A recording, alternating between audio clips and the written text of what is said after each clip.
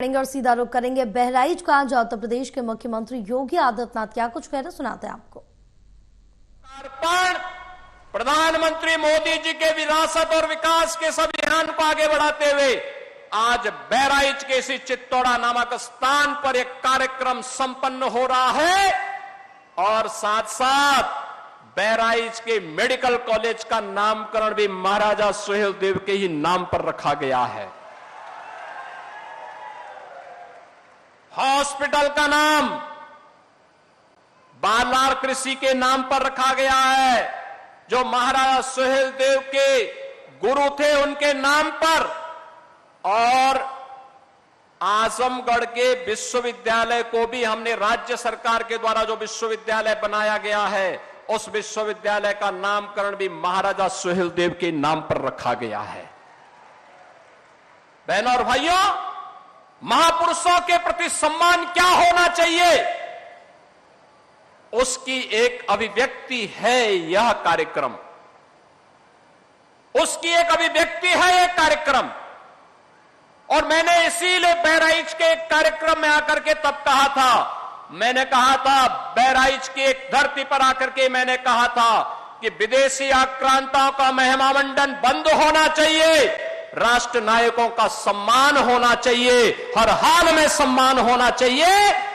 और 1000 साल पहले इस प्रकार के शौर्य और पराक्रम की गाथा एक इतिहास थी, वह सच करके दिखाया था। महाराज सुहेलदेव ने इसी भूमि पर दिखाया था।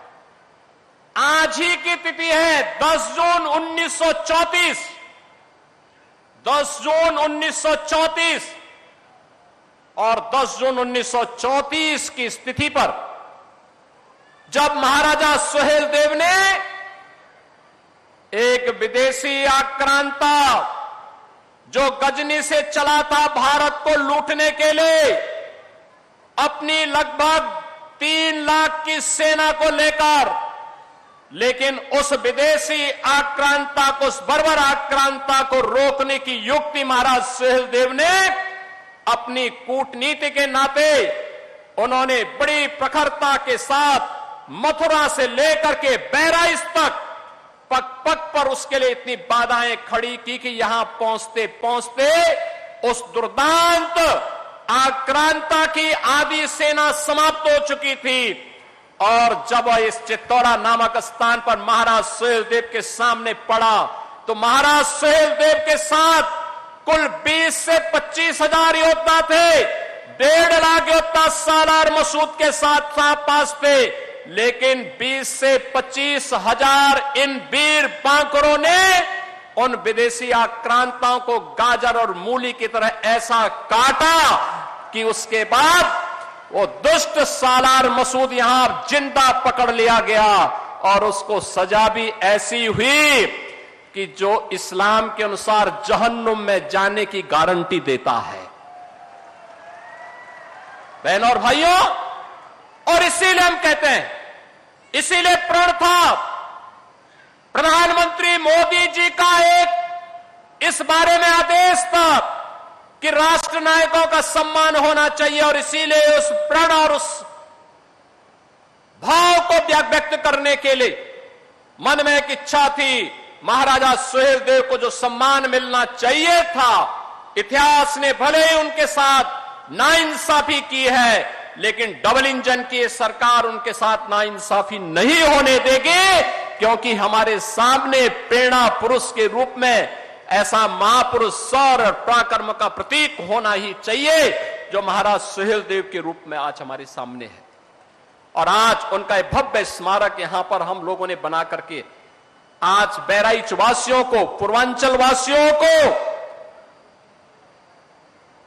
जिन लोगों को जिन्होंने महाराज सुहेलदेव के साथ इस पराक्रम में युद्ध लिया था, उस युद्ध में भाग लेकर के भारत को विधर्मियों के आक्रमण से बचाया था, भारत की धर्म और संस्कृति को बचाने का काम किया था, धरा को भी और धर्म को भी बचाने का काम किया था, उन लोगों को पददलित कर दिया गया, वंचित कर दिया गया, बुनियादी सुविधाओं से वंचित कर दिया गया। और मैं पूछना चाहता हूं आज इसी अवसर पर कांग्रेस को, समाजवादी पार्टी को अन्य दलों को पूछना चाहता हूं, क्या किया उन्होंने? क्या किया उन्होंने? महाराज सुहेलदेव को क्यों नहीं सम्मान मिल पाया?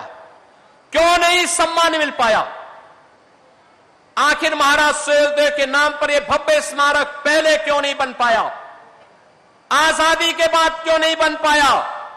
महाराज सुहेलदेव को यह सम्मान पहले बनाने का काम जो होना चाहिए था, उनके नाम पे मेडिकल कॉलेज क्यों नहीं बन पाए? उनके नाम पर विश्वविद्यालय पहले क्यों नहीं बन पाए? क्योंकि वोट बैंक की तो चिंता थी, लेकिन महापुरुषों का नाम अगर रख देंगे तो कहीं तुष्टीकरण की नीति फेल न हो जाए और मुस्लिम वोट बैंक के नाते वे लोग उन विदेशी आक्रांताओं के खिलाफ एक भी शब्द नहीं बोलते थे। और मैं यही बोलना चाहता हूं उन लोगों से जो लोग आज भी जिन्ना का महिमा मंडन करते हैं।